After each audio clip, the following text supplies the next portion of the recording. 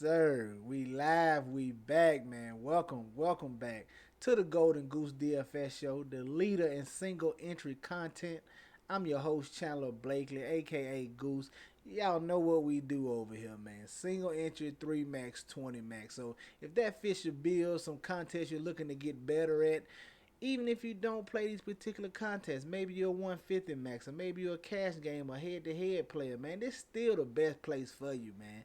Hit that subscribe button, turn your notification bells on, and do your boy one small favor. Go on and hit that like button, man. It goes a long way to helping the channel grow. It's a small gesture of kindness that I appreciate, and I appreciate you. Let's talk about it. Wide receivers, my third and goal series this week. So you know what that means. I got 3 wide receiver plays for you that I think can help you in your lineup construction by giving you some leverage off of direct plays or just overall leverage due to lineup construction. So that being said, let's have a quick overview of the position this week. Now, guys, you know people are going to want to pay up for Justin Jefferson, Tyreek Hill, Jamar Chase, Devontae Adams, those sort of guys.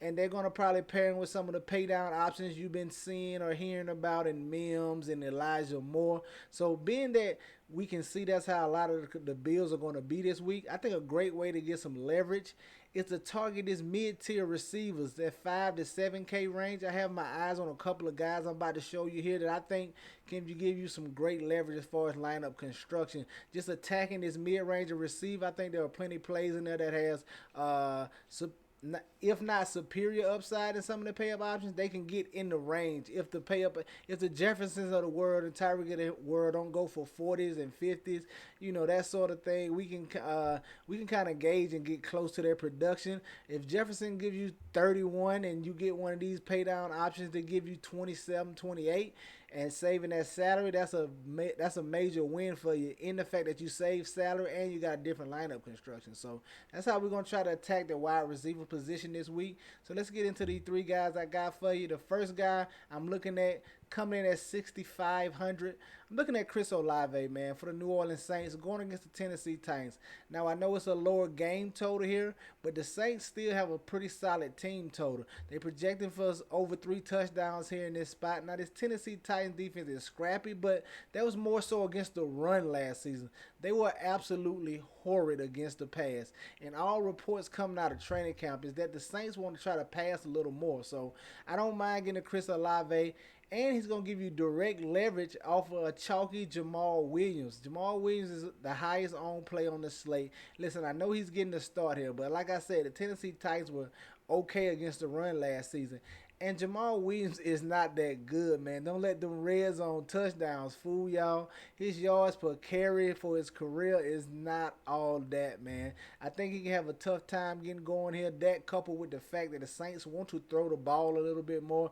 I like Chris Olave. He should be the deep threat here. I'm going to even okay get into some Michael Thomas, man. I like these Saints wide receiver as it a pivot off of the Jamal Williams ownership, and they should get decent work going against a horrible pass defense in the Tennessee Titans. Give me Chris Olave at 6,500. Your second guy, man, looking at, we're going to come down a little bit. Now, if you've been watching my videos the last couple of weeks, I've been absolutely trashing this quarterback. I know. But let me explain to you, man. I'm talking Chris Godwin, 5,900.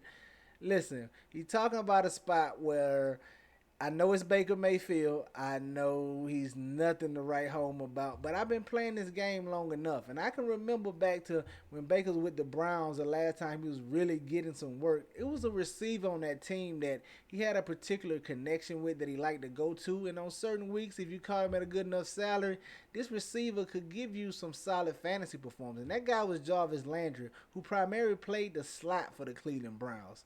You fast forward to now, Chris Godwin, the primary slot receiver here for the Tampa Bay Buccaneers, in a spot they project to be trailing in, so they should have to throw more than they want to.